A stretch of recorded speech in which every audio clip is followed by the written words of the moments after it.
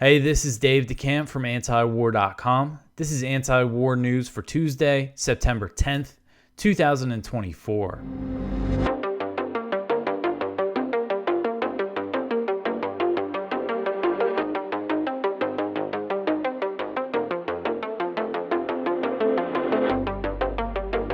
All right, the first story at the top of antiwar.com today. Nuland admits that the U.S. discouraged a Ukraine peace deal.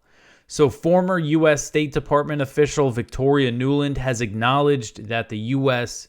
discouraged Ukraine from signing a peace deal with Russia during the early days of the Russian invasion. Nuland, who recently resigned from her post as Undersecretary of State for Political Affairs, made the comments in an interview that was published on September 3rd. And I have to give credit to Ivan Kachanovsky, who's a Ukrainian Canadian professor who does a lot of research into the war in Ukraine, the political side of it. He has done a lot of work on the Maidan protests and things like that. And so he shared this clip on Twitter. I wouldn't have found it if he didn't do that. And this is important because this is just more confirmation that the U.S. wanted this war in Ukraine to continue. So she was interviewed by Mikhail Zygar, who's an exiled Russian journalist, and he asked Nuland about these comments from Naftali Bennett, the former Israeli prime minister, who was the prime minister when Russia invaded Ukraine. Bennett said that he was mediating between Putin and Zelensky and that the U.S. blocked those efforts. And he also asked her about the reports of Boris Johnson going over to Ukraine and telling Zelensky not to sign a deal. And he also mentioned David Arakhamia, who's a Ukrainian official that actually led negotiations with Russia back in March 2022.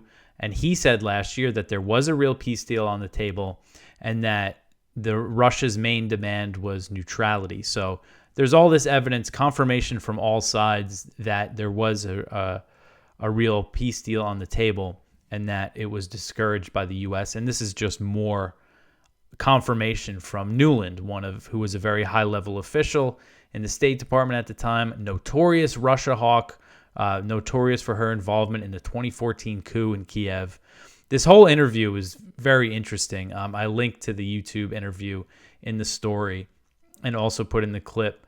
I mean, just the way kind of she talks about Russia and the Ukraine situation, like no remorse whatsoever that hundreds of thousands of people have been killed. And she has this big smirk on her face the whole time while she's talking about this stuff. And this is while she's talking about the peace talks at the beginning of the war, just sitting there smiling about it.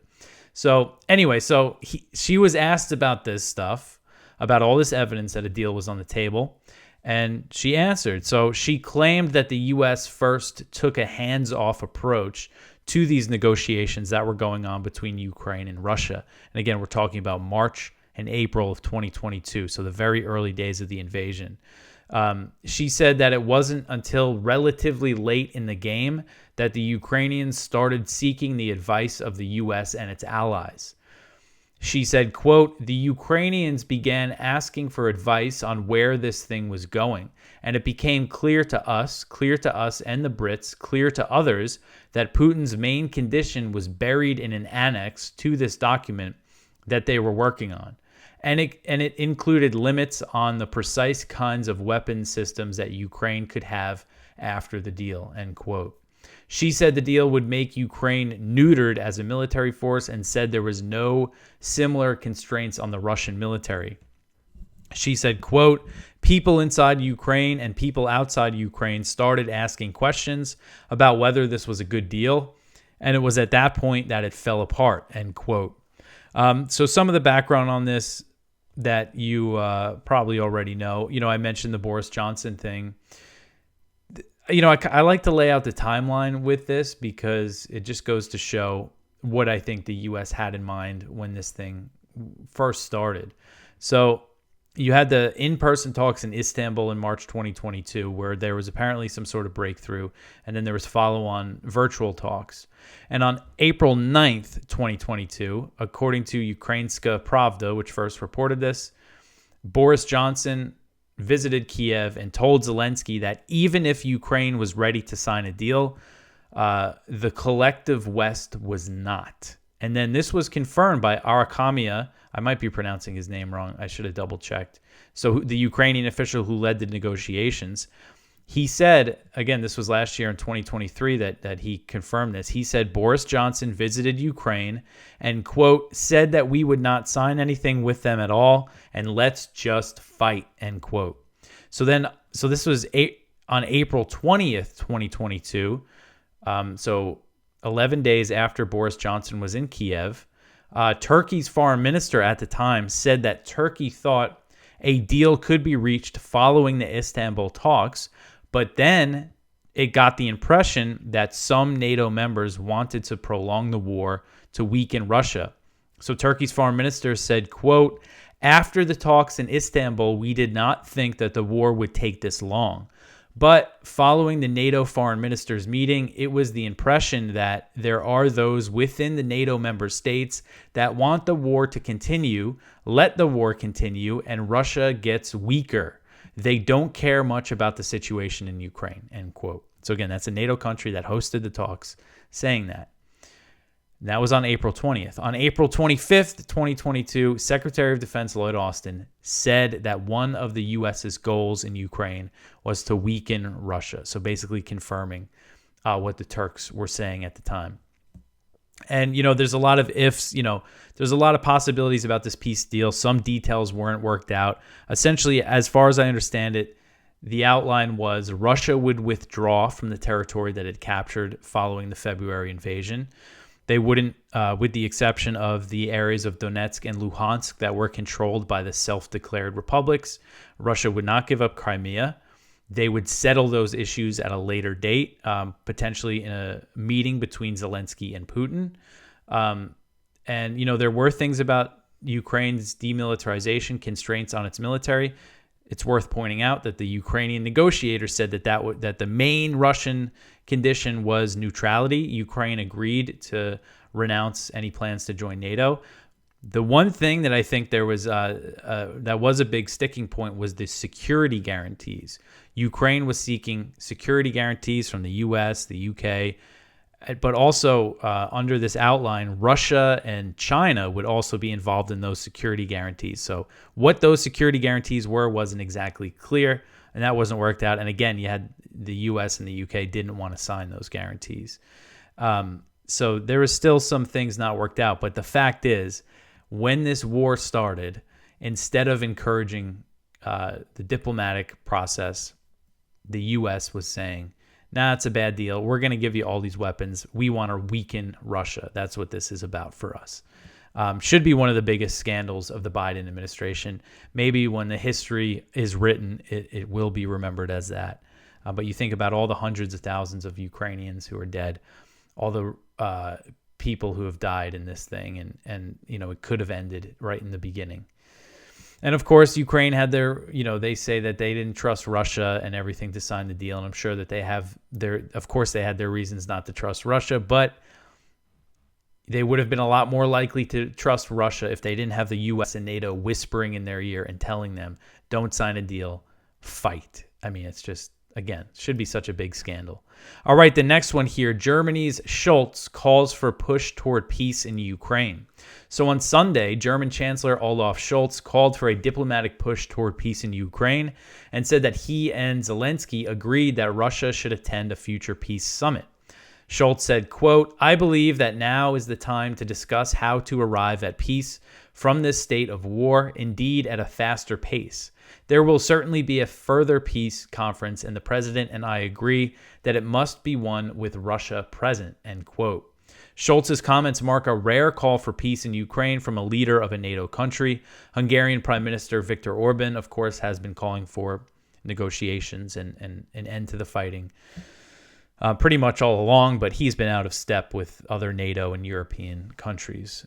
Back in June, Ukraine organized a peace conference. Well, they called it a peace conference, a peace summit in Switzerland, but Russia wasn't invited. So, of course, no progress was actually made toward peace. But after that summit, you had Zelensky say that Russia should join the next one. The thing is that he was saying that Russia expressed openness to it, and then Ukraine invaded Kursk. And then you saw Russia rule out peace talks and say that Zelensky was just bluffing. Although Putin did recently say that he would never rule out negotiations, signaling that the door may still be open. But right now, there's no concrete plans. It doesn't seem like anything's actually in the works. The U.S. is not going to push for this until at least after the November election. Even if, I have doubts that they're going to probably still try to keep this thing going. But there's definitely no way we're going to see the Biden administration make a push for peace in Ukraine before November. So, of course, that's more important than all of the people who are dying in Ukraine and Russia. All right, so the next one here, Ukraine's military is struggling with low morale and desertion. This article is from CNN, and it's just about kind of the state of the Ukrainian military. They interview a few Ukrainian commanders who basically say that they are losing people to desertion and things like that, people who don't want to fight. So 2.5 years of Russia's grinding offensive have decimated many Ukrainian units. Reinforcements are few and far between, leaving some soldiers exhausted and demoralized. The situation is particularly dire among infantry units near Pokrovsk and elsewhere on the eastern front line, where Ukraine is struggling to stop Russia's creeping advances. CNN spoke to 6 commanders and officers who are or were until recently fighting or supervising units in the area. All 6 said desertion and insubordination are becoming a widespread problem, especially among newly recruited soldiers. 4 of the 6, including Dima, have asked for their names to be changed or withheld due to the sensitive nature of the topic. So this is the Ukrainian commander that they spoke with. One of them said, quote, "Not all mobilized soldiers are leaving their positions, but the majority are. When new guys come here, they see how difficult it is. They see a lot of enemy drones, artillery, and mortars. They go to the positions once, and if they survive, they never return. They either leave their positions, refuse to go into battle, or find a way to leave the army," end quote. So there's a lot to this story.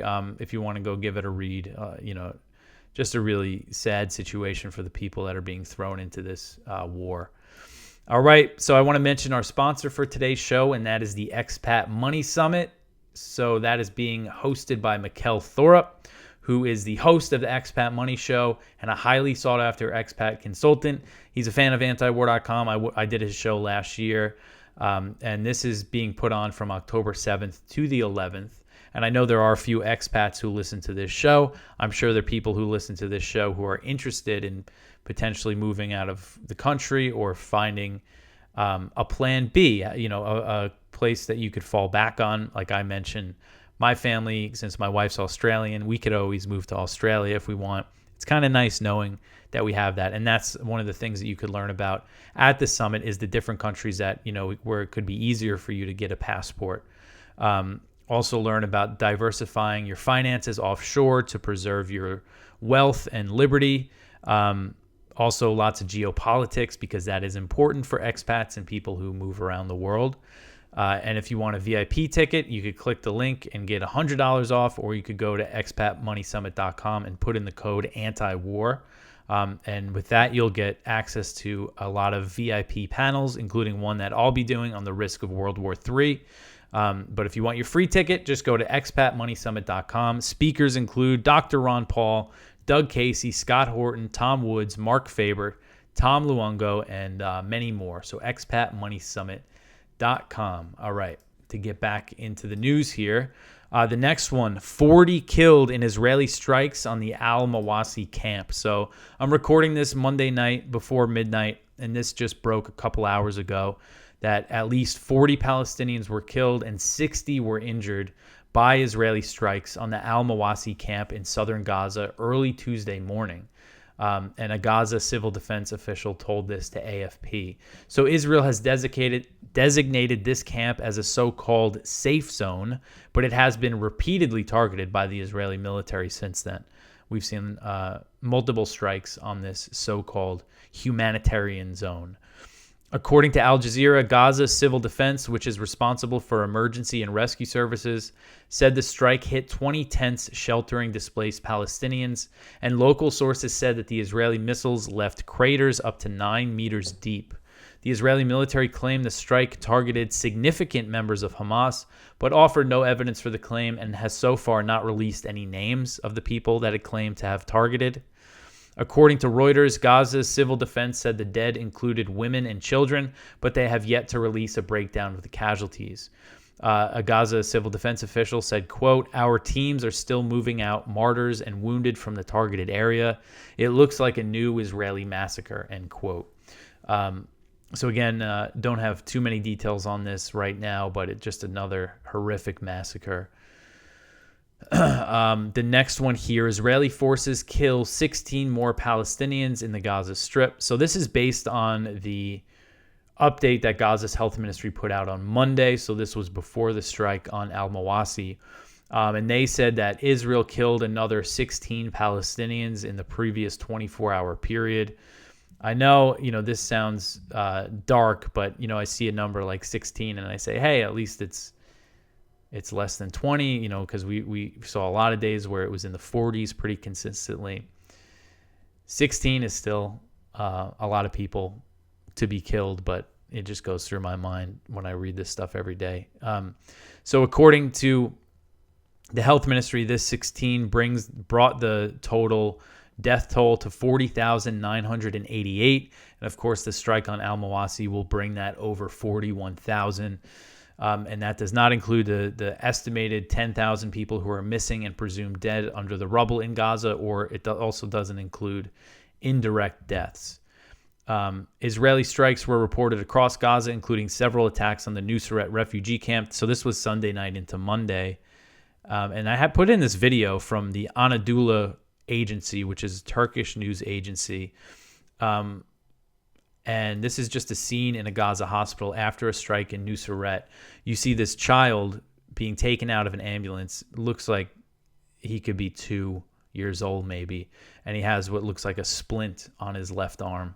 So these are the people that are being wounded, killed in these strikes. There's so many children being killed and wounded. And, we have a Reuters account now for pictures and we could get videos too. And they have journalists in Gaza, or they have stuff from other news agencies, stuff straight from journalists in Gaza. And if you just go in there and look, just type in Gaza for the last 24 hours, the pictures and videos from the hospitals, and you just see so many kids, so many wounded kids. They don't put the real gory stuff in there. I saw some real gory stuff today too. But, it almost impacts me more, the stuff that's less gory, because some of that really gory stuff just doesn't even seem real, even though I know it is. It's just my mind just, I think, plays a trick on itself to not believe that the really gory stuff is real. But this stuff, when you see like just bloody children laying on hospital floors because they don't have enough beds and things like that, I mean, it really makes it, you understand how horrific this thing is. So anyway, this video got to me, this kid with the splint crying. It's just so horrific. This is what the U.S. is supporting. This is what Biden is supporting. All right, the next one here, Israeli attack on central Syria kills 25. So this is an update. I mentioned these strikes in Syria yesterday. Jason Ditz covered it, and then he wrote an updated story because the death toll has really gone up. So on Sunday night, Israel carried out a flurry of airstrikes against central Syria, killing numerous people. The attacks were much more intense than initially reported, and the death toll continues to climb. It is now reported that Israel killed at least 25 people and wounded more than 40, with the attacks centering on the Syrian Military Scientific Studies and Research Center in Masyaf. Among those killed were at least 4 soldiers and intelligence personnel and 5 civilians. So the IDF did not comment on these strikes. So Israel bombs Syria all the time. They have for years and years before October 7th. And they usually don't comment on the strikes unless they're kind of big ones. These ones are pretty big and still no comment from them.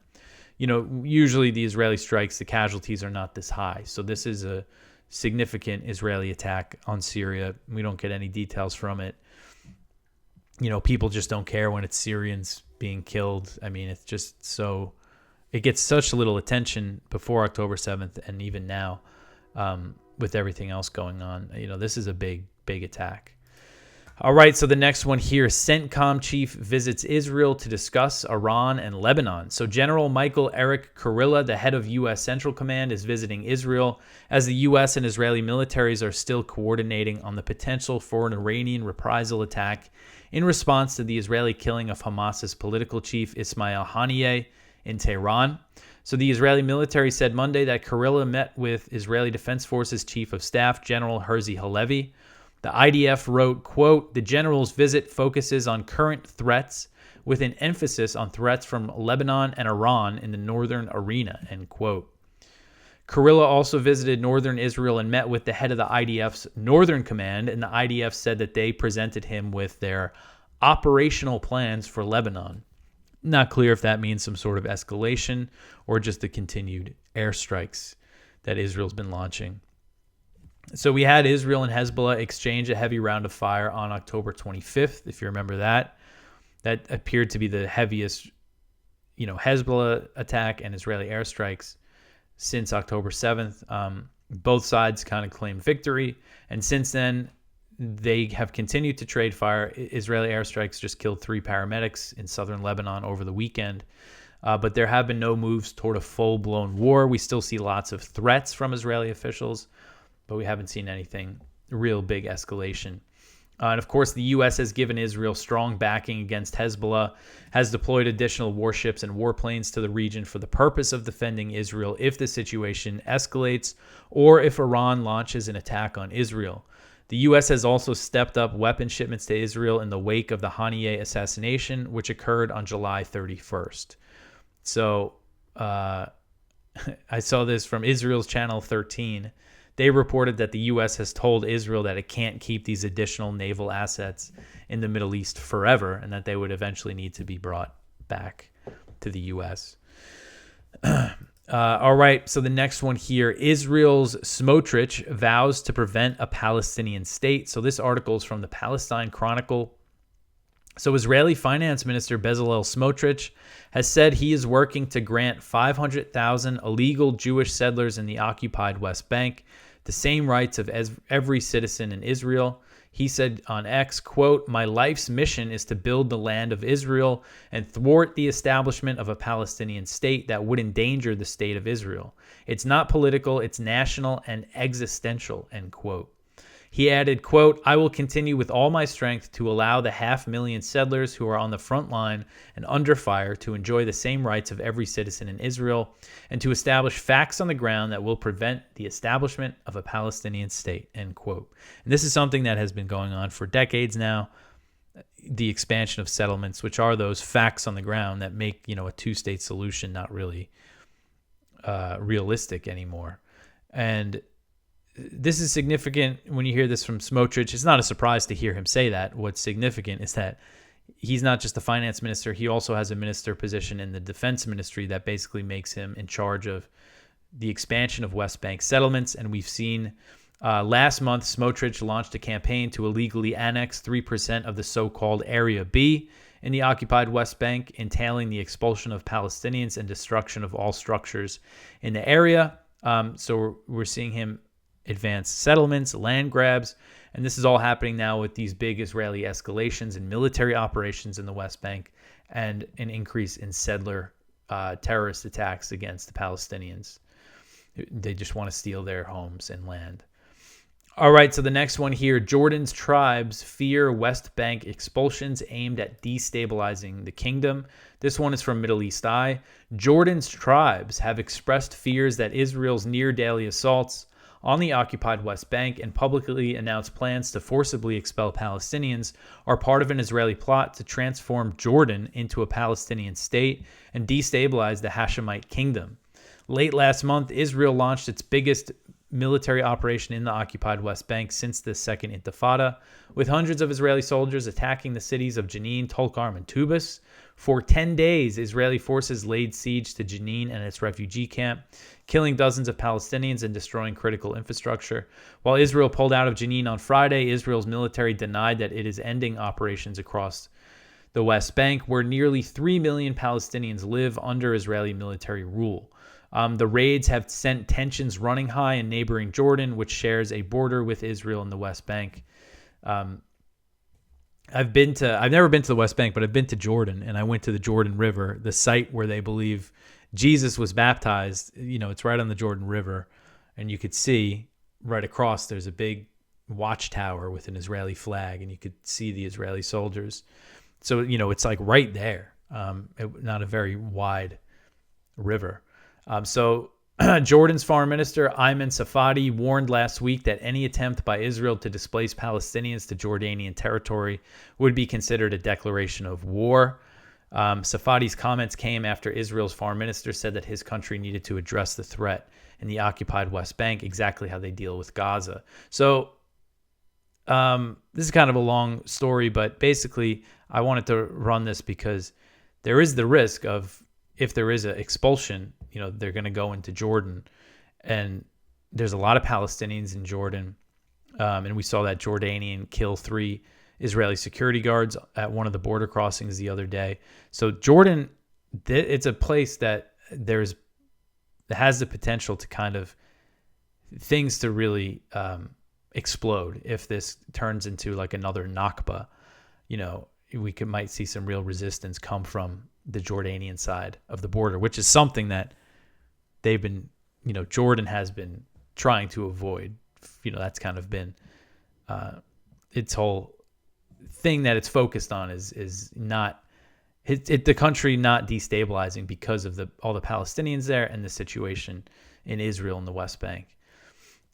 So it's certainly an area to keep an eye on. All right, so the last story here, the U.S. is looking to give aid to Gabon to keep China out.